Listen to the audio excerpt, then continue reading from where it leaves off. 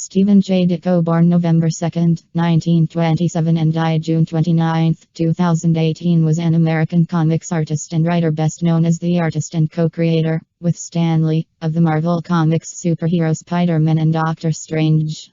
Ditko studied under Batman artist Jerry Robinson at the Cartoonist and Illustrator School in New York City. He began his professional career in 1953, working in the studio of Joe Simon and Jack Kirby, beginning as an inker and coming under the influence of artist Mort Meskin.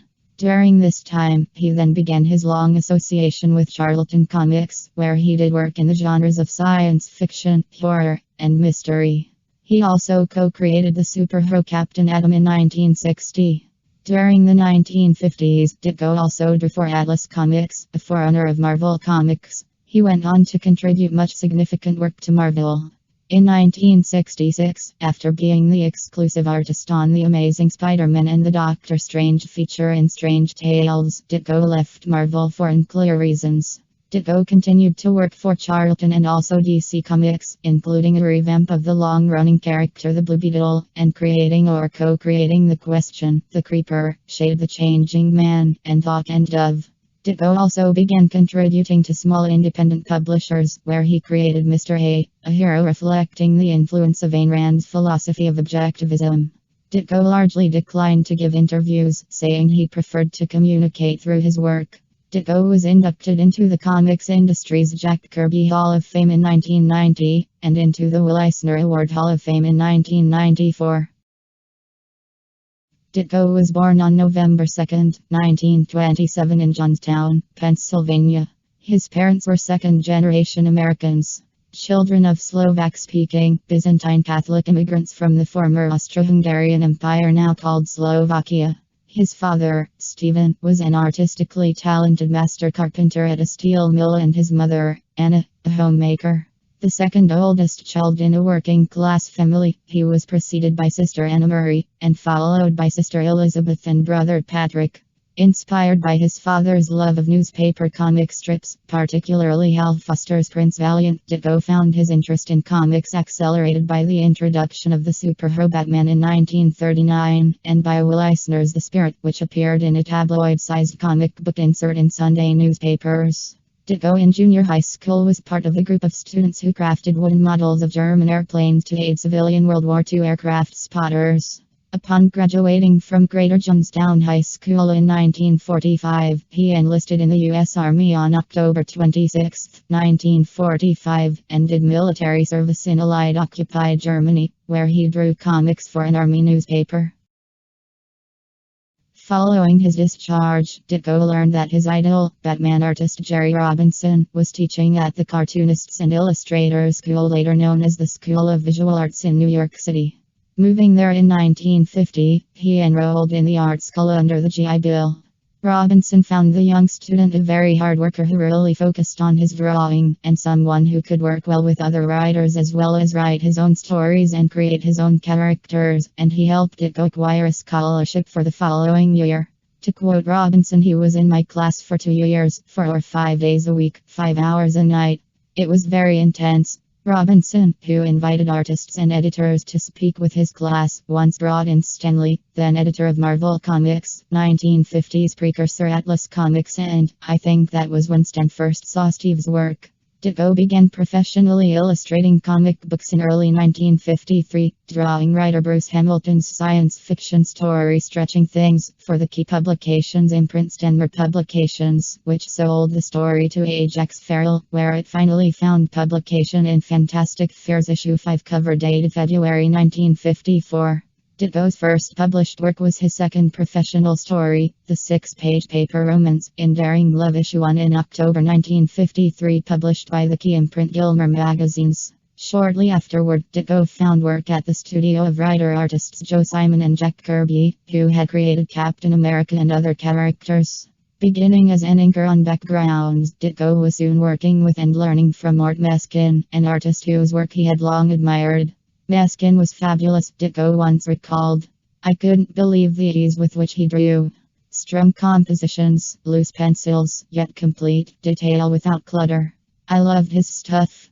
Ditko's known assistant work includes aiding inker Meskin on the Jack Kirby pencil work of Harvey Comics, Captain 3D issue 1 in December 1953. For his own third published story, Ditko penciled and inked the 6-page A Hole in His Head in Black Magic Volume 4, Issue 3 in December 1953, published by Simon M. and Kirby's Crestwood Publications Imprint Prize Comics. Ditko then began a long association with the Derby, Connecticut publisher Charlton Comics, a low-budget division of a company best known for song lyric magazines. Beginning with the cover of The Thing. Issue 12 February of 54 and the 8-page vampire story Cinderella. In that issue, Ditko would continue to work intermittently for Charlton until the company's demise in 1986, producing science fiction, horror and mystery stories, as well as co-creating Captain Atom with writer Joe Gill in Space Adventures issue 33 in March of 1960. He first went on hiatus from the company and comics altogether in mid-54 when he contracted tuberculosis and returned to his parents' home in Johnstown to recuperate. After he recovered and moved back to New York City in late 1955, Ditko began drawing for Atlas Comics, the 1950s precursor of Marvel Comics. Beginning with the 4-page There'll Be Some Changes Made in Journey into Mystery issue 33 in April of 1956. This debut tale would be reprinted in Marvel's Curse of the Weird issue 4. Ditko would go on to contribute a large number of stories, many considered classic, to Atlas Marvel's Strange Tales and the newly launched Amazing Adventures, Strange Worlds, Tales of Suspense and Tales to Astonish, issues of which would typically open with a Kirby-drawn monster story, followed by one or two twist-ending thrillers or sci-fi tales drawn by Don Heck, Paul Reinman, or Joe Sinnott, all capped by an often surreal, sometimes self-reflexive short by Ditko and writer-editor Stan Lee. These Ditko short stories proved so popular that Amazing Adventures was reformatted to feature such stories exclusively, beginning with issue 7 in December of 61, when the comic was rechristened Amazing Adult Fantasy, a name intended to reflect its more sophisticated nature, as likewise the new tagline, "The magazine that respects your intelligence." Lee in 2009 described these short, 5-page filler strips that Steve and I did together, originally placed in any of our comics that had a few extra pages to fill, as odd fantasy tales that I'd dream up with O. Henry type endings. Giving an early example of what would later be known as the Marvel method of writer-artist collaboration, Lee said, "All I had to do was give Steve a one-line description of the plot and he'd be off and running.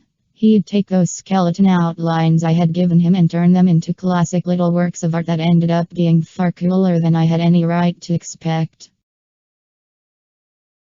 After Marvel Comics editor-in-chief Stan Lee obtained permission from publisher Martin Goodman to create a new ordinary teen superhero named Spider-Man, Lee originally approached his leading artist, Jack Kirby. Kirby told Lee about his own 1950s character conception, variously called the Silver Spider and Spider-Man, in which an orphan boy finds a magic ring that gives him superpowers. Comics historian Greg Theakston says Lee and Kirby immediately sat down for a story conference, and Lee afterward directed Kirby to flesh out the character and draw some pages. A day or two later, Kirby showed Lee the first 6 pages, and, as Lee recalled, "I hated the way he was doing it. Not that he did it badly, it just wasn't the character I wanted, it was too heroic." Lee turned to Ditko, who developed a visual motif Lee found satisfactory, although Lee would later replace Ditko's original cover with one penciled by Kirby. Ditko said, "The Spider-Man pages Stan showed me were nothing like the eventually published character. In fact, the only drawings of Spider-Man were on the splash-eye page 1 and at the end where Kirby had the guy leaping at you with a web gun. Anyway, the first 5 pages took place in the home, and the kid finds a ring and turns into Spider-Man." Ditko also recalled that one of the first things I did was to work up a costume, a vital, visual part of the character. I had to know how he looked before I did any breakdowns. For example, a clinging power so he wouldn't have hard shoes or boots, a hidden wrist shooter versus a web gun and holster, etc. I wasn't sure Stan would like the idea of covering the character's face, but I did it because it hid an obviously boyish face. It would also add mystery to the character. Much earlier, in a rare contemporaneous account, Ditko described his and Lee's contributions in a mail interview with Gary Martin published in Comic Fin issue 2 of summer 65. Stan Lee thought the name up. I did costume, web gimmick on wrist ampersand spider signal. He added he would continue drawing Spider-Man if nothing better comes along. That same year, he expressed to the fanzine Voice of Comicdom regarding a poll of best liked fan-created comics. It seems a shame, since comics themselves have so little variety of stories and styles that you would deliberately restrict your own creative efforts to professional comics' shallow range. What is best liked by most readers is what they are most familiar in seeing, and any policy based on readers' likes has to end up with a lot of lookalike strips. You have a great opportunity to show everyone a whole new range of ideas, unlimited types of stories and styles. Why flub it? From 1958 to 1968, Ditko shared a Manhattan studio at 43rd Street and 8th Avenue with noted fetish artist Eric Stanton, an art school classmate. When either artist was under deadline pressure, it was not uncommon for them to pitch in and help the other with his assignment. Ditko biographer Blake Bell, without citing sources, said, at one time in history, Ditko denied ever touching Stanton's work, even though Stanton himself said they would each dabble in each other's art, mainly spot inking, and the introduction to one book of Stanton's work says Eric Stanton drew his pictures in India ink, and they were then hand-colored by Ditko.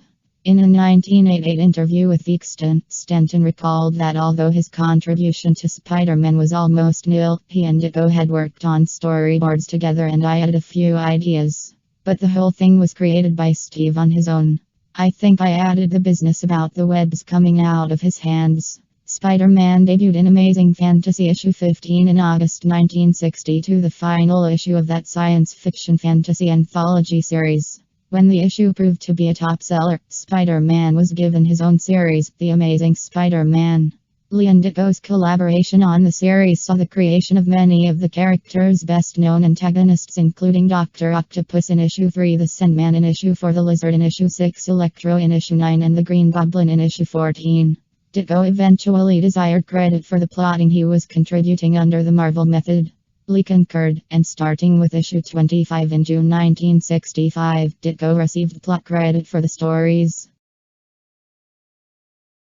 One of the most celebrated issues of the Lee Ditko run is issue 33 in February 1966, the third part of the story arc If This Be My Destiny, and featuring the dramatic scene of Spider-Man, through force of will and thoughts of Emily, escaping from being pinned by heavy machinery. Comics historian Les Daniels noted, Steve Ditko squeezes every ounce of anguish out of Spider-Man's predicament, complete with visions of the uncle he failed and the aunt he has sworn to save. Peter David observed, after his origin, this two-page sequence from Amazing Spider-Man issue 33 is perhaps the best love sequence from the Stan Lee/Steve Ditko era. Steve Saffel stated the full-page Ditko image from the Amazing Spider-Man issue 33 is one of the most powerful ever to appear in the series and influenced writers and artists for many years to come. Matthew K. Manning wrote that Ditko's illustrations for the first few pages of this Lee story included what would become one of the most iconic scenes in Spider-Man's history. The story was chosen as number 15 in the 100 Greatest Marvels of All Time poll of Marvel's readers in 2001. Editor Robert Greenberger wrote in his introduction to the story, these first 5 pages are a modern-day equivalent to Shakespeare as Parker's soliloquy sets the stage for his next action. And with dramatic pacing and storytelling, Ditko delivers one of the great sequences in all comics. In this series, Ditko also had a lasting effect on Marvel's branding when he inserted a small box on the upper left-hand corner of issue 2 that featured a picture of Spider-Man's face along with the company name and price. Stan Lee approved of this visual motif and soon made it a standard feature on all of Marvel's subsequent comic books that would last for decades. Ditko created the supernatural hero Doctor Strange in Strange Tales issue 110 in July 1963. Ditko in the 2000s told a visiting fan that Lee gave Doctor Strange the first name Steven. Though often overshadowed by his Spider-Man work, Ditko's Doctor Strange artwork has been equally acclaimed for its surrealistic mystical landscapes and increasingly psychedelic visuals that helped make the feature a favorite of college students. People who read Doctor Strange thought people at Marvel must be heads, i.e., drug users, recalled then associate editor and former Doctor Strange writer Roy Thomas in 1971, because they had had similar experiences high on mushrooms. But I don't use hallucinogens, nor do I think any artists do. Eventually, Liam and Ditko would take Strange into ever more abstract realms. In an epic 17-issue story arc in Strange Tales issues 130 through 146, Lee and Ditko introduced the cosmic character Eternity, who personified the universe and was depicted as a silhouette whose outlines are filled with the cosmos. As historian Bradford W. Wright describes, Steve Ditko contributed some of his most surrealistic work to the comic book and gave it a disorienting, hallucinogenic quality. Doctor Strange's adventures take place in bizarre worlds and twisting dimensions that resembled Salvador Dali paintings. Inspired by the pulp fiction magicians of Stanley's childhood as well as by contemporary geek culture, Doctor Strange remarkably predicted the youth counterculture's fascination with Eastern mysticism and psychedelia.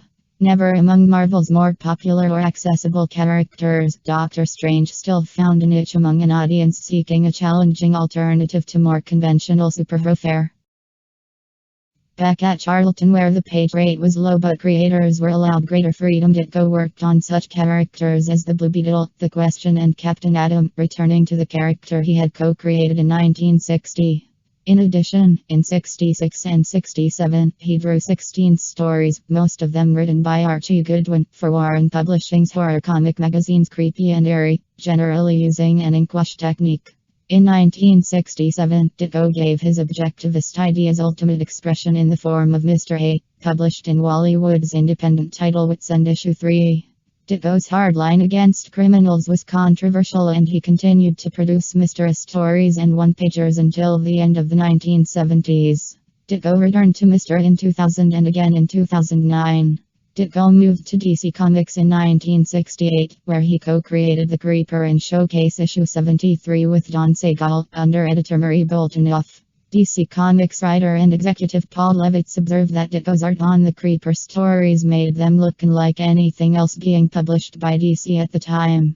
Ditko co-created the Team Hawk and Dove in Showcase issue 75 with writer Steve Skeets. Around this time, he penciled the lead story, written and inked by Wally Wood, in Wood's early mature audience, independent comics publication Heroes, Inc. presents Canon. Ditko's stay at DC was short. He would work on all 6 issues of The Creeper's own title, Beware the Creeper, though leaving midway through the final one and the reasons for his departure uncertain. But while at DC, Ditko recommended Charlton staffer Dick Giordano to the company, who would go on to become a top DC penciler, inker, editor, and ultimately, in 1981, the managing editor. From this time up through the mid-70s, Ditko worked exclusively for Charlton and various small press independent publishers. Frank McLaughlin, Charlton's art director during this period, describes Ditko as living in a local hotel in Derby for a while. He was a very happy-go-lucky guy with a great sense of humor at that time, and always supplied the female color separators with candy and other little gifts. For Charlton in 1974, he did Liberty Bell backup stories in Eamon and conceived Killjoy. Ditko produced much work for Charlton's science fiction and horror titles, as well as for former Marvel publisher Martin Goodman's startup line Atlas Seaboard Comics, where he co-created the superhero The Destructor with writer Archie Goodwin, and penciled all 4 issues of the namesake series, the first 2 of which were inked by Wally Wood. Ditko worked on the 2nd and 3rd issues of Tigerman and the 3rd issue of Morlock 2001, with Bernie Wrightson inking. Ditko returned to DC Comics in 1975, creating a short-lived title, Shade, The Changing Man. Shade was later revived, without Ditko's involvement, in DC's mature audience Imprint Vertigo. With writer Paul Levitz, he co-created the 4-issue Sword and Sorcery series Stalker. Ditko and writer Jerry Conway produced the 1st issue of the 2-issue Men-Bat series. He also revived The Creeper and did such various other jobs as a short Demon backup series in 1979 and stories in DC's horror and science fiction anthologies. Editor Jack C. Harris hired Ditko as guest artist on several issues of the Legion of Superheroes, a decision which garnered a mixed reaction from the title's readership. Ditko also drew the Prince Cavan version of Starman in Adventure Comics #467 through 478. He then decamped to do work for a variety of publishers, briefly contributing to DC again in the mid-80s, with 4 pin-ups of his characters for Who's Who, the definitive directory of the DC Universe, and a pin-up for Superman issue 400 and its companion portfolio. Ditko returned to Marvel in 1979, taking over Jack Kirby's Machine Man, drawing the Micronauts and Captain Universe, and continuing to freelance for the company into the late 1990s. Starting in 1984, he penciled the last 2 years of the Space Robot series ROM. A Godzilla story by Ditko and Marv Wolfman was changed into a Dragonlord story published in Marvel Spotlight. Ditko and writer Tom DeFalco introduced the Speedball character in the Amazing Spider-Man Annual Issue 22 in 1988, and Ditko drew a 10-issue series based on the character. In 1982, Steve Ditko also began freelancing for the early independent comics label Pacific Comics, beginning with Captain Victory and the Galactic Rangers issue 6, in which he introduced the superhero Missing Man, with Mark Evanier scripting to Ditko's plot and art. Subsequent Missing Man stories appeared in Pacific Presents issues 1 through 3, with Ditko scripting the former and collaborating with longtime friend Robin Snyder on the script for the latter two. Ditko also created the marker for Pacific in Silver Star issue 2. For Eclipse Comics, he contributed a story featuring his character Static, no relation to the later Milestone Comics character, in Eclipse Monthly issues 1 through 3, introducing supervillain the Exploder in issue 2.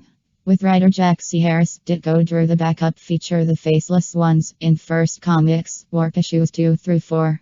Working with that same writer and others, Ditko drew a handful of the Fly, Joel and Jaguar stories for the Fly issues 2 through 8 for Archie Comics' short-lived 1980 superhero line. In a rare latter-day instance of Ditko inking another artist, he inked penciler Dick Ayers on the Jaguar story in the Fly issue 9.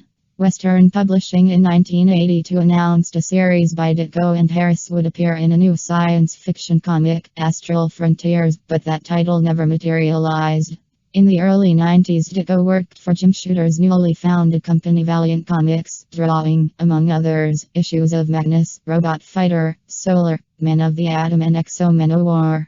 In 92, Ditko worked with writer Will Murray to produce one of his last original characters for Marvel Comics, the superheroine Squirrel Girl, who debuted in Marvel Superheroes Volume 2, Issue 8, also known as Marvel Superheroes Winter Special. In 93, he did the Dark Horse Comics one-shot The Safest Place in the World. For the Defiant Comics series Dark Dominion, he drew issue 0, which was released as a set of trading cards.